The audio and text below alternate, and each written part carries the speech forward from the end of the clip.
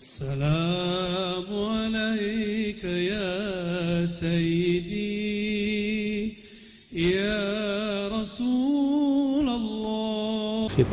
Di usia berapa panjenengan bayat? Umur 11 saya ambil tarekat Samaniyah Qadiriyah.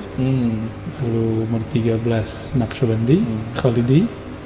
Sahabat pecinta Buya Rezi Hashim, sebelum melihat video ini, yuk beristighfar, syahadat dan sholawat, lalu ditutup dengan Al-Fatihah. Terima kasih Romo Kiai sudah mengajak Al-Fakir kami yang masih tidak apa-apa ini untuk ngobrol. Saya melihat mewah ini, mepet sawah ini luar biasa sekali. Belum lagi pesantrennya, ya, yang insya Allah menginspirasi kami juga. Terima kasih sudah mengajak kami ke tempat ini. Mengenai kami, saya tidak apa-apanya dibandingkan prestasi Pak Kiai, ya. Tapi mengenai anugerah Allah, Allah yakhtassu bi rahmatihi man yasha. Pasti Allah mengikhtisaskan kepada siapapun hamba yang Dia kehendaki.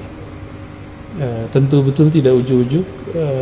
Saya masih ingat waktu kecil ayahanda saya seorang Khalifah Thariqah Naqsyabandiyah Khalidiyah. Di mana itu? Di Padang. Oh, di Padang. Tapi beliau juga PNS, Pak Lurah. Beliau biasa bawa saya ke mursyid-mursyid, ke tokoh-tokoh alim ulama di sana. Tapi ada satu problem yang saya lihat yang membuat saya sedih. Kitab-kitab mereka dimakan rayap. Karena budaya orang Sumatera Barat, Minangkabau lebih khususnya, tidak seperti orang Jawa. Jadi kalau orang Jawa, anak atau keluarga kiai betul-betul dihormati. Kalau di sana jika si anak tidak mewarisi ilmu kiai, dia tidak akan dihormati. Gitu. Harus ada syaratnya. Iya, dan ini hampir sama dengan Malaysia. Di Malaysia sahabat-sahabat kita mengalami hal yang sama. Jadi syekhnya meninggal, anaknya tidak mewarisi ilmu, maka pesantrennya hancur. Nah, kami juga begitu. Jadi setiap kali saya diajak ayahanda waktu masih SD dan awal masuk SMP, Sanawiyah MTSN, saya menangis melihat kitab-kitab dimakan rayap. Tidak ada yang baca. Di usia berapa itu dengan Umur 11, 12, 13 itu. Saya tidak masuk pesantren, masuknya MTSN. Minta kesadaran bahwa ada apa namanya kitab-kitab yang terbengkalai. Itu kalau umur 11 itu. 11. Umur 11. Karena waktu kecil saya diberi pengalaman spiritual oleh Allah.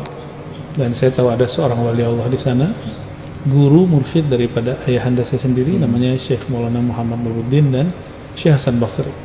Nah, yang pertama itu saya khidmat kepada beliau. Kami khidmat sampai beliau wafat. Lalu saya berguru ke sahabatnya Abuya Syekh Hasan Basri, mursyid, dan boleh kita sebut alim allamah karena dia sangat menguasai banyak bahasa Belanda, bahasa Arab, bahasa Jepang. Bahasa Arab sudah biasa, dan saya belajar hikam sedari kecil. Hikam, Ihya Ulumuddin.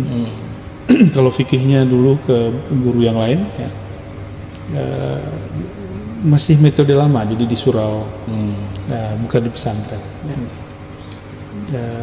Karena sering diajak ke berbagai tempat, karena melihat hal yang serupa terjadi di syekh mursyid yang lain, maka saya berdoa, ya Allah, ya Rabb, alimni ilma kitabik.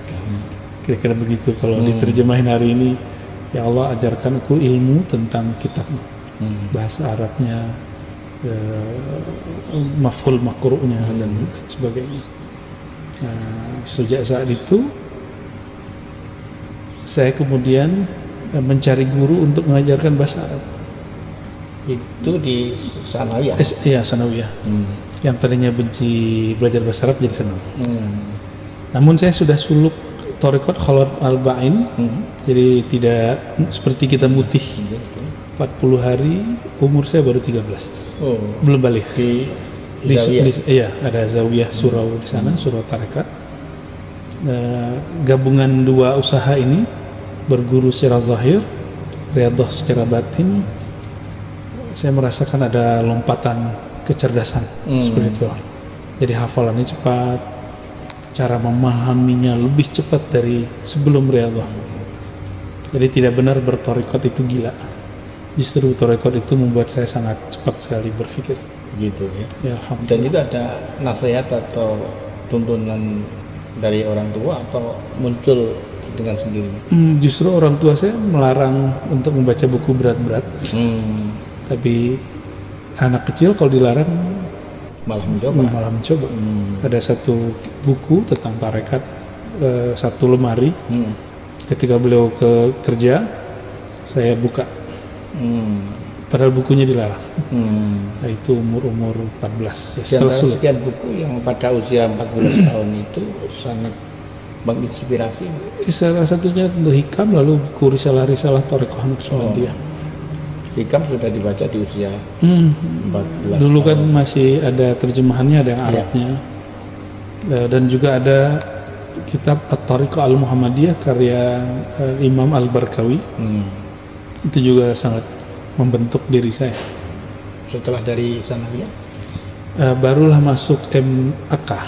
Kalau dulu ada program namanya MAPK. Sanawiyah Sazali ya, menurut saya. Iya, tapi saya lebih sering ngajinya jadi bolos ke surau. Jadi kalau hari kosong saya pergi ke surau, atau gurunya telat saya pergi ke surau. Di Padang masih banyak ya para Dulu masih ada, sekarang yang mengajar di surau. lama. Iya, saya sekarang kayaknya sudah mulai krisis lagi. Begitu ya. Jadi kami produk surau tradisional, baik secara intelektual ataupun spiritual.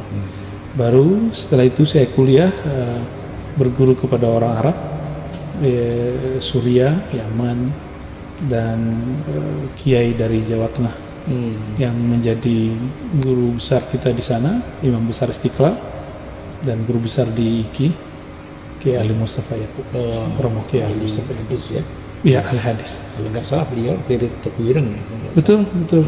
Ya, beliau 9 tahun di NU, lalu 9 tahun di Saudi, jadi bisa mix antara Syafi'i dan Hanbali. Dan ingin mencari titik temu antara NU dan Wahabi. Meskipun tidak semua orang senang dengan pemikiran itu. Ya, ya. Dari sekian proses perjalanan intelektual, Bapak kelihatan di awal melarang malah. Kemudian mulai usia berapa Bapak kemudian secara khusus memberikan bimbingan? Kalau kami di sana ada tradisi mursyid atau khalifah tarekat jarang langsung mengajar anaknya, tapi menghantarkan ke mursyid yang atau guru yang lain. Ya, ayah saya menghantarkan guru saya ke mursyid. Di usia berapa panjenengan baiat? Umur 11 saya ambil tarekat Samaniyah Qadiriyah, lalu umur 13 Naqsyabandi, Khalidi, juga beberapa tarekat lain, Syatari. Lalu setelah kuliah baru ambil Syazili, ada juga Khidiriyah. Ternyata di kitab di Jami'ul Usul itu ada tarekat Khidiriyah, ada juga Idrisiyah. Itu mutakhirin sudah. Ya. Tapi sedari kecil yang membentuk turas Imam Syazili, lalu riyadhahnya Riyadhah Naqsyabandi dan Samaniyah.